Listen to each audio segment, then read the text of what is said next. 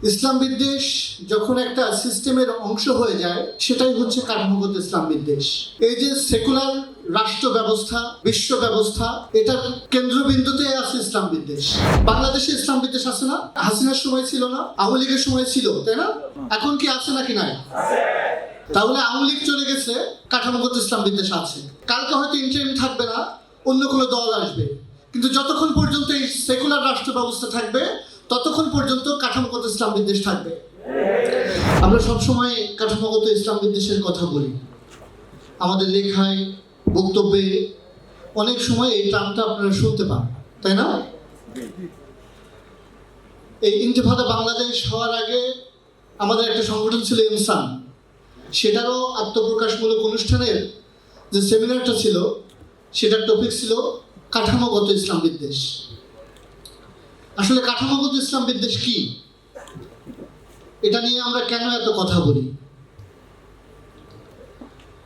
ইসলাম বিদ্বেষ যখন একটা সিস্টেমের অংশ হয়ে যায় সেটাই হচ্ছে কাঠামোগত ইসলাম বিদ্বেষ। এই যে সেকুলার রাষ্ট্র ব্যবস্থা, বিশ্ব ব্যবস্থা, এটার কেন্দ্রবিন্দুতে আছে ইসলাম বিদ্বেষ। এই সেকুলার বিশ্ব ব্যবস্থাকে কাউন্টার করতে পারে একমাত্র ইসলাম, যার কারণে সেকুলার সিস্টেম অবিকৃত ইসলামকে, আদি ইসলামকে, প্রকৃত ইসলামকে কখনোই টলারেট করবে না, প্রকৃত ইসলামের সাথে কখনোই সহাবস্থান করবে না। এই ইসলাম বিদ্বেষ যেটা কাঠামোগত, সেটা কোনো দলের উপর ডিপেন্ড করবে না। বাংলাদেশে ইসলাম বিদ্বেষ আছে না? হাসিনার সময় ছিল না? আওয়ামী লীগের সময় ছিল, তাই না? এখন কি আছে নাকি নাই? আছে। তাহলে আওয়ামী লীগ চলে গেছে, এখন ইন্টারিম আছে, কাঠামোগত ইসলাম বিদ্বেষ আছে। কালকে হয়তো ইন্টারিম থাকবে না, অন্য কোনো দল আসবে, কিন্তু যতক্ষণ পর্যন্ত এই সেকুলার রাষ্ট্র ব্যবস্থা থাকবে ততক্ষণ পর্যন্ত কাঠামোগত ইসলাম বিদ্বেষ থাকবে। এটা কোনো দল নির্ভর না। যদি কোনো ইসলামিক দলও এই বিদ্যমান সিস্টেমে ক্ষমতায় আসে, তারা এই কাঠামোগত ইসলাম বিদ্বেষ দূর করতে পারবে না। আমি উদাহরণ দিচ্ছি, এটা দল নির্ভর নয়, এটা ব্যক্তি নির্ভর নয়। বাংলাদেশের ইতিহাসে হাসিনার মতো নিকৃষ্ট মানুষ আর হয় না, হয়? তো এই যে হাসিনা, তার পতন, সেখানে ইসলামপন্থীরা গুরুত্বপূর্ণ ভূমিকা রাখছে না? তো হাসিনাবিহীন যে বাংলাদেশ, সেই বাংলাদেশে কি ইসলাম বিদ্বেষ থাকার কথা ছিল? কিন্তু আছে কি নাই? কাজেই এটা ব্যক্তির উপরও ডিপেন্ড করে না, তাই না? গণঅভ্যুত্থান পরবর্তী বাংলাদেশে কাঠামোগত ইসলাম বিদ্বেষ কিভাবে আছে সেই আলোচনা আমরা একটু করি।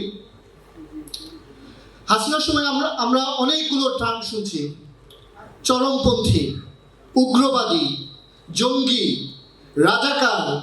এই টার্মগুলো দিয়ে মুসলমানদেরকে ডিহিউম্যানাইজ করা হয়েছে না?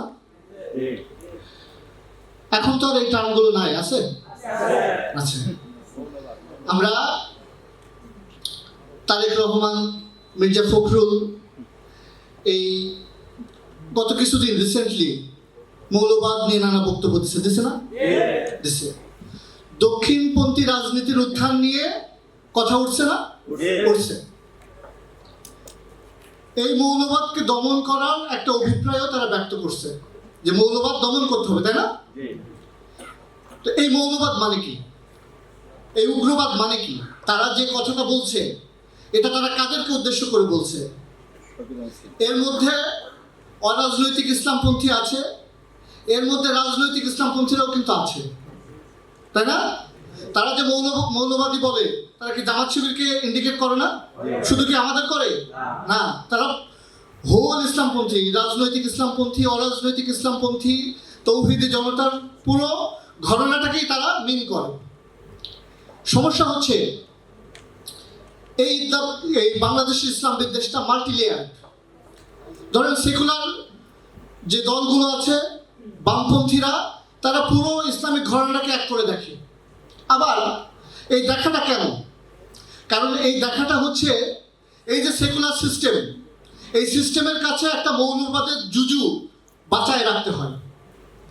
এই সিস্টেমটা ফাংশন করে মৌলবাদের জুজুর ওপরে, এবং তাদের কারো কাছে বুঝাইতে হয় যে এই দেশে মৌলবাদ আছে, এদেরকে দমন করার জন্য আমাদের দরকার। এটা কারা, কাদেরকে তারা বুঝাইতে চায় আপনারা জানেন, তাই না? জানেন না? জানেন।